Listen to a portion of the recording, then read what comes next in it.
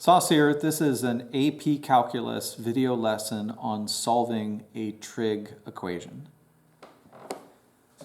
We're going to work an example, and the example that we're going to work is the equation 2 times sine squared x minus cosine x minus 1 is equal to 0.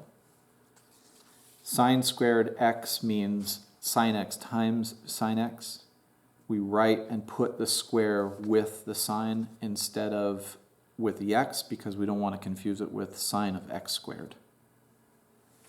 This equation is a very good example. We're going to use and review quite a bit of math, including trigonometric identities, unit circle, radians, exact values, multiple solutions. That's a beautiful problem.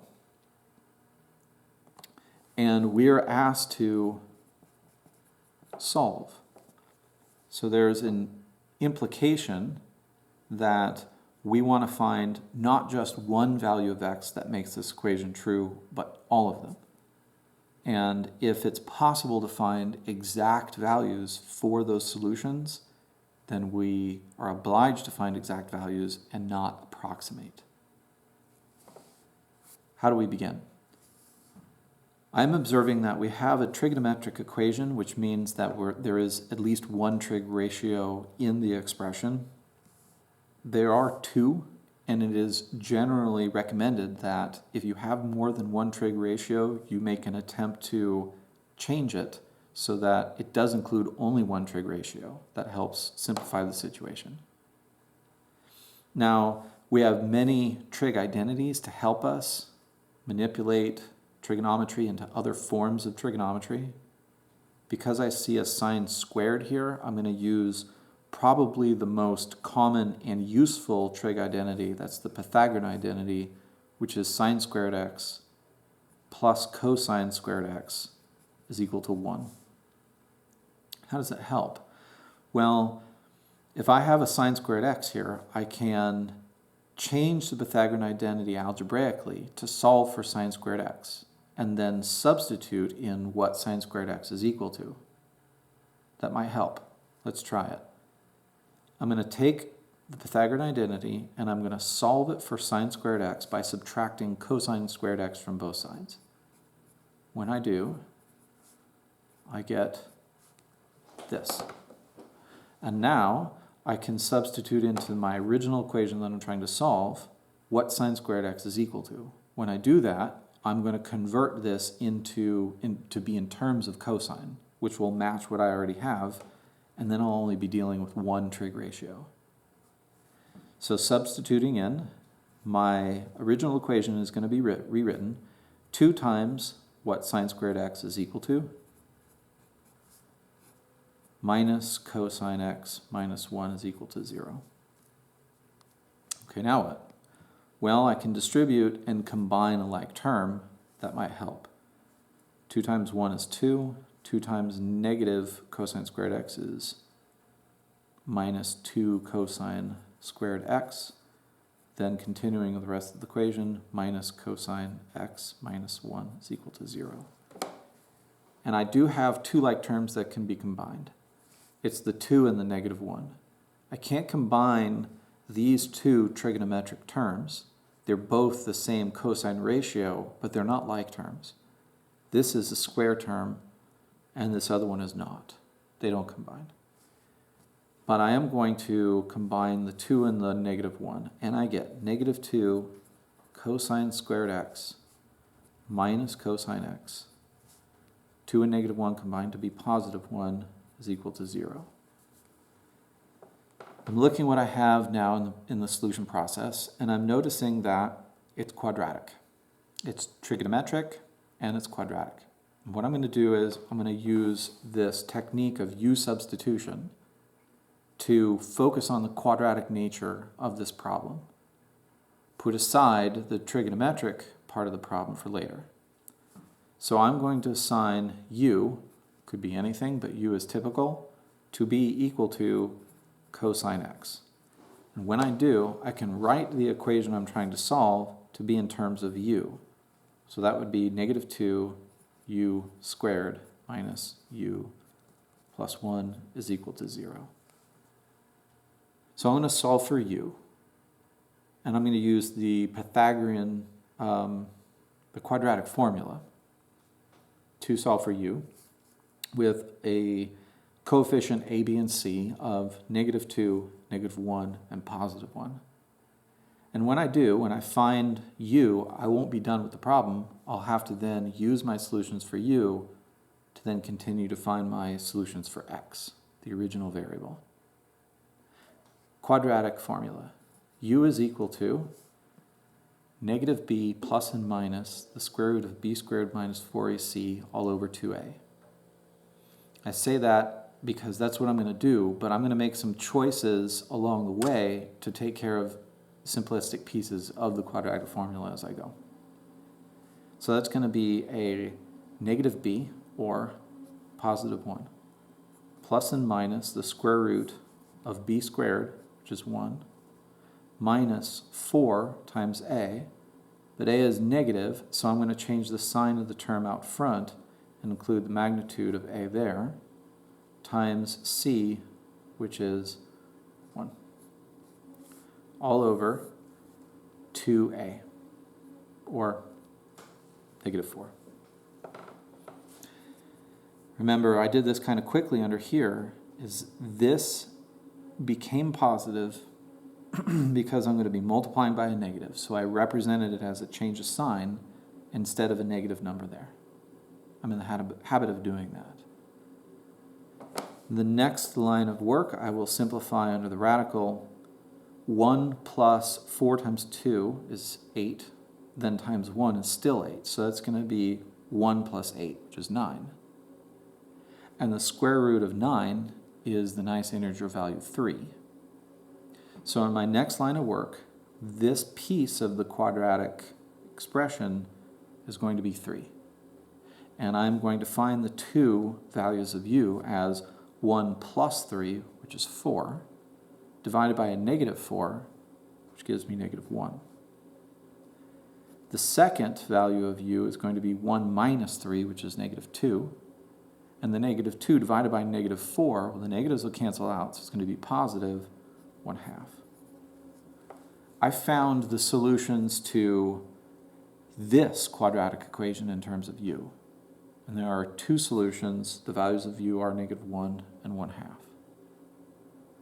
But u is equal to an expression for x. It's equal to cosine x. So it's really x that I have to solve for, and cosine x is equal to -1 and 1/2. So to finish this problem, I need to find all those values of x. Those are going to be angles whose cosine value is 1/2, and all the angles that have also a cosine value of -1. Now, how do I find those? I could go to a calculator, but a calculator wouldn't help me finish this problem. A calculator would probably approximate those values. I punch in a calculator inverse cosine of 1/2, and I hit equals or enter, and it's going to give me one single value, and it'll probably be irrational, and that will be an approximation. I don't want one solution, I want all of them. And I don't want approximations, I want exact values. So a calculator wouldn't help. What I'm going to do is I'm going to remind myself what cosine looks like so that I can get an idea of what I'm looking for. Cosine function, parent function, starts high at 1, and it's a sinusoidal wave that hits the horizontal axis, which is the axis for our angles, at pi over 2. It reaches its minimum of -1 at pi. It comes back up to the midline, or the horizontal axis, at 3 pi over 2, and then completes a full period of 2 pi by coming back to 1. I can draw the sinusoidal wave guided by those particular points and values like this. So that as a reminder is going to help me understand what I'm looking for when I want all values of x and for them to be exact. Well, what angle has a cosine of -1? Horizontal axes are angles, and what angle has a value of -1? It's staring at us right there. The cosine of pi is -1. Very conveniently right on the graph of parent cosine. So I know that part of my solution, x, is pi. If I put pi in for cosine, I get -1. So that is one of the solutions to my original equation. But I want, and pi is exact, but I want all of them. Cosine is a periodic function. It repeats every 2 pi. So the next time that cosine will have a value of -1 will be 2 pi to the right of pi, and also 2 pi before the value of pi. And it's impossible to list them all because there's going to be an infinite number of angles that have a cosine of -1. As long as you keep adding and subtracting full circles, you're going to continue to be on this wave and get to its minimum an infinite number of times. So we can express the set of all solutions as pi plus and minus periods of this periodic function. And the period is 2 pi. But not just one period, any integer multiple amounts of periods. So if I take 2 pi and I multiply by n, where n is the set of all possible integers, then I'm adding and subtracting all multiples of the period 2 pi. And if I'm going to introduce n into my expression for the solution, then I should state that I'm using n as an integer. Int can abbreviate integer.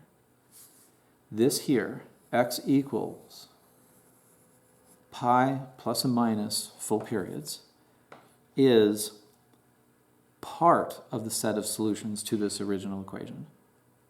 So where's the other part? Well, back to the quadratic that had 2 solutions. I need to find all angles that have a cosine of +1/2 as well. What does that mean as a reminder here? It means that I'm looking for angles that I can put into the cosine function and get out +1/2. That means that I'm looking for values of +1/2, which would be a tick mark here. And I want all of the horizontal values, or the places in the domain that have the range or the output of 1/2. That means I need to find the value of this tick mark, the angle that has this 1/2 cosine value, and another one over here.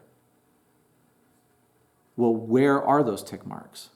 They're not conveniently located on fractions of pi, because here we have pi over 2, but the angle that we're trying to find that has a cosine of 1/2 is not exactly pi over 2, nor should we estimate or guess. So how are we going to get those exact angles? We're going to remind ourselves of common angles. Those angles of 30 degrees, 45, 60 degrees, 90 degrees, or any multiples of those. Those are common angles. But we're going to think of those common angles as radian measures. And we're going to put those common angles into a graph to remind us what they are and where they are. The first common angles we could express are in the first quadrant. So I'm graphing just quadrant 1 of the unit circle. And I'm going to include the common angle of pi over 4, which is equivalent to 45 degrees.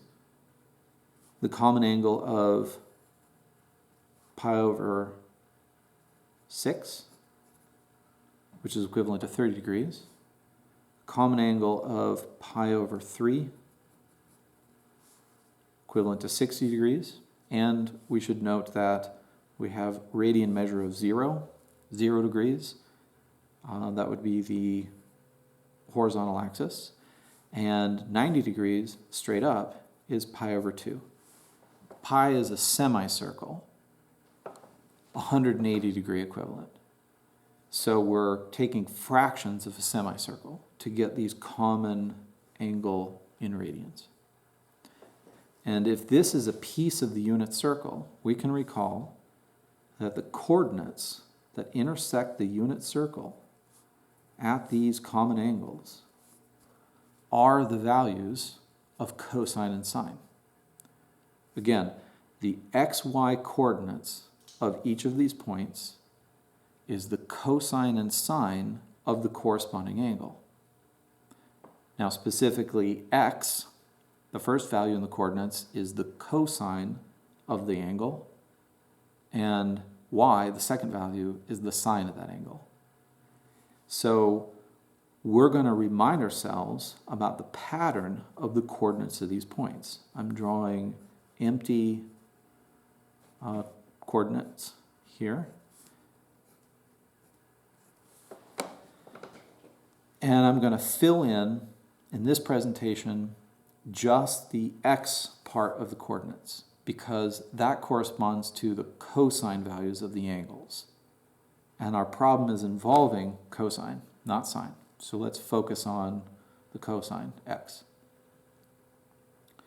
Why would we do this? Again, because we're trying to find the angle that has a cosine of 1/2. So if we remind ourselves of these coordinates and we find an x value of 1/2, that means that we will have found the corresponding angle that has the cosine of 1/2. So what are the x values of these points? Well, this point is very simply easy to find. It is the point 1, 0. And the point up here is 0, 1. Those coordinates are very reliable. What about in the middle? Well, there's a pattern. I'm going to think of 1 not as the simplified 1, but in the form of radical 4 over 2. Radical 4 is 2, and then if I divide by 2, I can simplify this to 1. But why did I think of it this way? Because this is how we can establish the pattern. As we rotate from 0 through these common angles, the x value, the coordinates of these points, reduces under the radical by 1 each time. So we start at radical 4 over 2, radical 2 over 2, radical 2 over 2, radical 1 over 2, and then radical 0 over 2 is how we get 0. We can simplify these. This simplifies to 1. This does not simplify, neither does radical 2 over 2, but radical 1 over 2 simplifies to 1/2. And we just found the x coordinate of 1/2, which is also the cosine value. So what angle has an x coordinate and a cosine value of 1/2? The angle is pi over 3. We found the value of x that has a cosine of 1/2. So part of our solution is x is equal to that angle, pi over 3. But recall that though we might have found the value of this tick mark, the angle pi over 3 that has a cosine of 1/2, there's also another tick mark here. How do we find it? Well, by properties of symmetry, this pi over 3 is 2 pi over 3 away from this center line. And if we were to find the other tick mark, then the other tick mark would be the same interval above pi as this one is below. So if this tick mark is 2 pi over 3 below pi, then this tick mark is 2 pi over 3 above pi. That simplifies to 5 pi over 3. If you didn't follow that reasoning, there is another way to find it. We are at this angle here in the first quadrant. And this angle has an x value that simplifies to 1/2. What other angle in the full circle is going to have the same x value of 1/2? It's going to be down here in the fourth quadrant, and it is going to be below 0 as much as this angle is above. So if we rotate down, or in the negative direction, by pi over 3, we will find a point that has the same cosine value of 1/2. We don't want to express it as a negative angle. So how do we get there? If we start and rotate in the positive direction all the way around to get there, we have to rotate by pi over 3 less than a full circle. And that is, again, 5 pi over 3. That bit of reasoning to get that second angle from the first takes practice. If this is what I just went through and finding that second angle was not clear, then allow yourself to see it again and again and practice if you haven't already. We've got the two angles that we expected that have a cosine value of 1/2. But just as before, at each of these places we could add or subtract full circles, which is the period of cosine, to find another location with the same cosine value. So we're going to add and subtract multiple full circles to get all the other values. So we add and subtract 2 pi n, where n is an integer. And that is the remaining x values, which are solutions to our original equation.